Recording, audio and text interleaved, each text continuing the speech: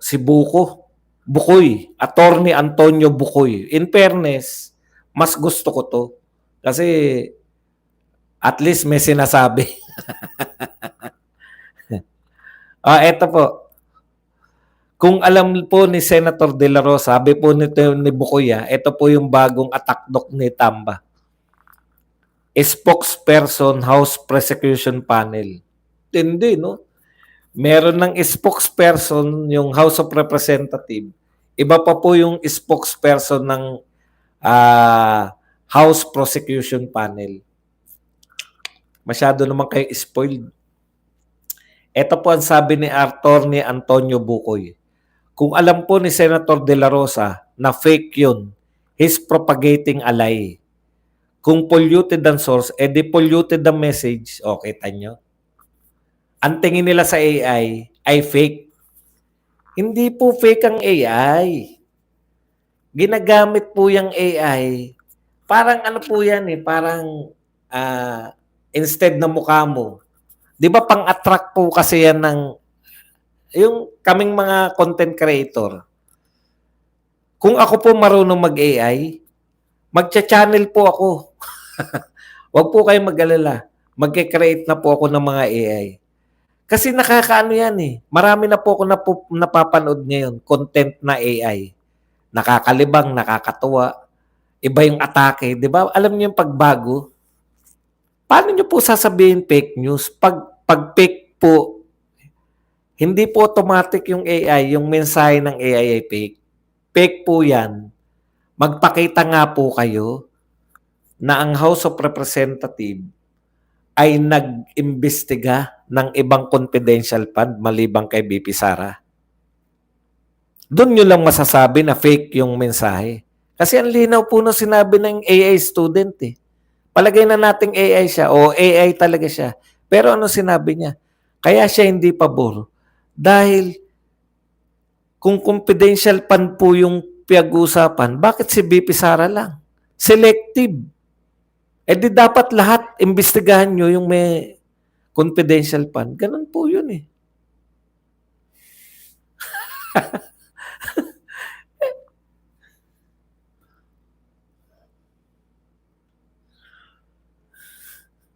May utak po yan. Yung utak po nung tao na yan, pwede niyong idemanda kung mali yung opinion niya. O, di ba? Polluted. Ano po polluted doon? Bakit hindi niyo po banatan? Bakit? Nagtataka ko Ang daming bumibira dyan sa AI student na yan. Bakit ni isa walang bumibira na eto sinabi mali ito kasi ito ang katotohanan. Correct.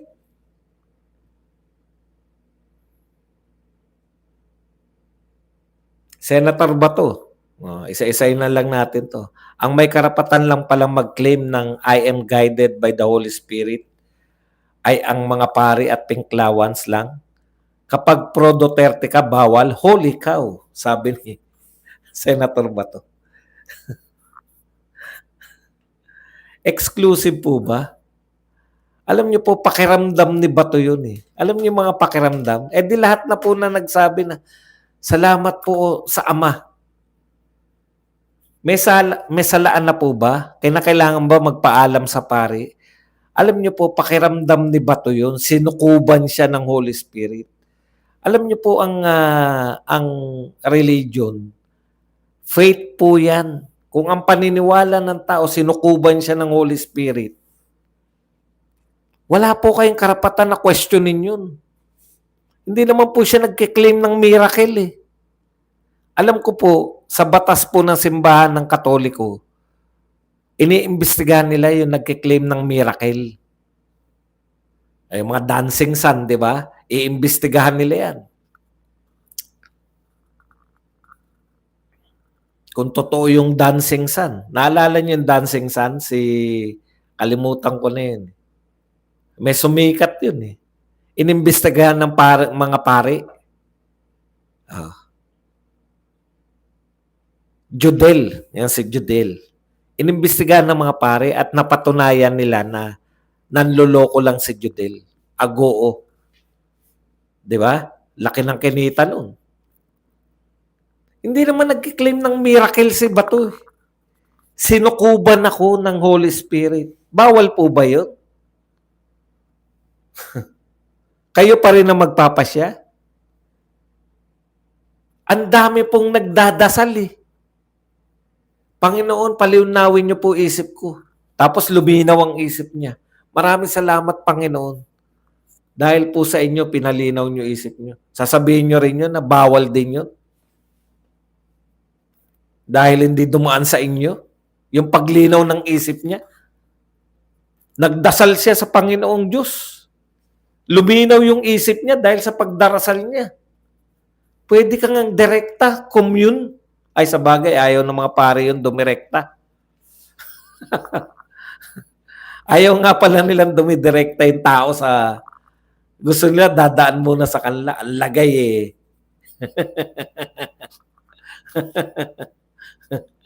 Kaya wala po kayong karapatan. Tama to si Bato. Ang may karapatan lang ba mag-claim ng guided sila o nilokoban sila ng... Buti sana kung sinabi nyo na nanggagamot na po ako. Sinukuban po ako ng Holy Spirit kaya pumila po kayo dyan at gagamutin ko kayo. Hindi naman eh. Ayaw nga nila. Kasi ano pa silbi nila kung lahat ng tao pwedeng dumirekta ng dasal?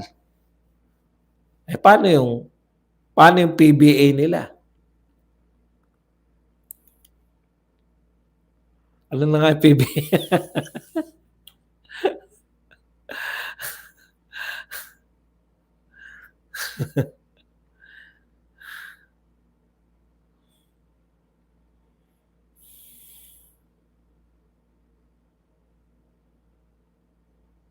Ito pa po, sabi ni Attorney Antonio O.D. Bukoy, impeachment panel spokesperson.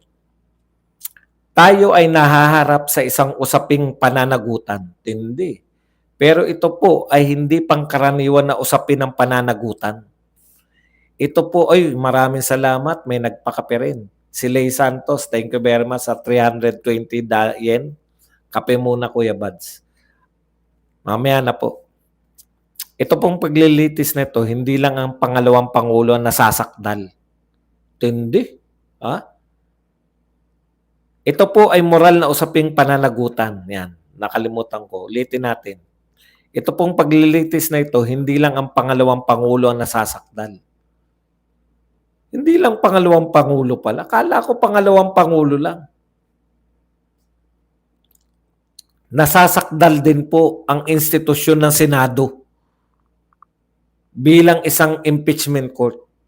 Nasasakdal din ang buong sambayanan. Puta, lahat nasakdal. Sinakdal mo lahat. Antonio Bukoy. Sino lang ang hindi nasasakdal? Sila lang, mga congressman, mga taga-HOR. Nasasakdal po si BP Sara. Nasasakdal din po ang Senado. Nasasakdal din ang sambayanan. Kayo lang ang mababait, hindi kayo nasasakdal. Sabi ni Auntie Claire, fake news ka. Si Auntie Claire, literal yun. Fake news ka, Bukoy. Hindi pa pwedeng isakdal sa impeachment. Di ba?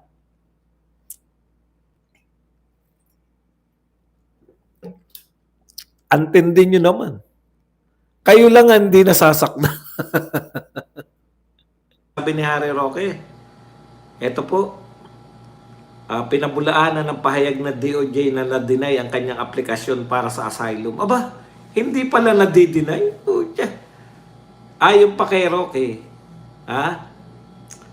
I'm not surprised that the Marcos Jr. administration, through the Department of Justice, has become the purveyor of fake news. Strike to na ang DOJ Secretary. Una, sinabi niya mayroon daw akong multiple passport. Tama po yan. Narinig natin yan, di ba? Narinig niyo yan, sinabi yan ni DOJ Remulla.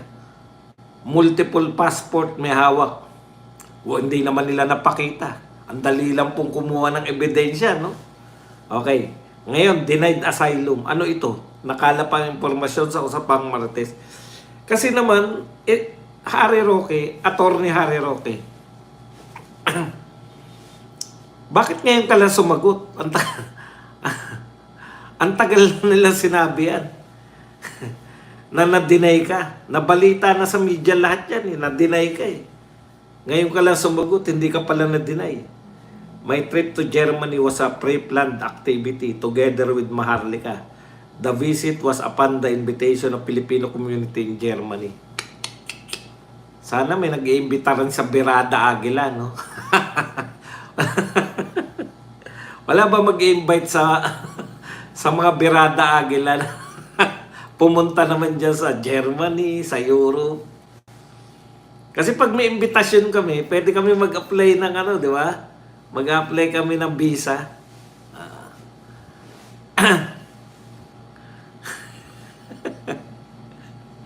Alam niyo, tuwan-tuwa kay ganito suot ko.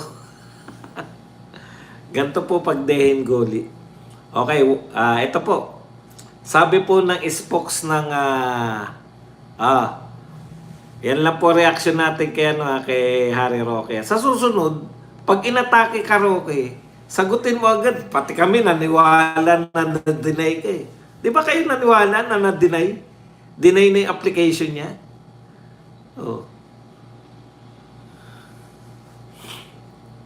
Sana sa susunod, Attorney Harry Roque, pag pinipake news ka, sagot agad para pati kaming mga supporter ni Tatay Digong, alam namin na fake news pala yun. Mabilis sana yung ano. Ngayon yun lang ba nakita to? Suot ko to sa brigada 2 araw.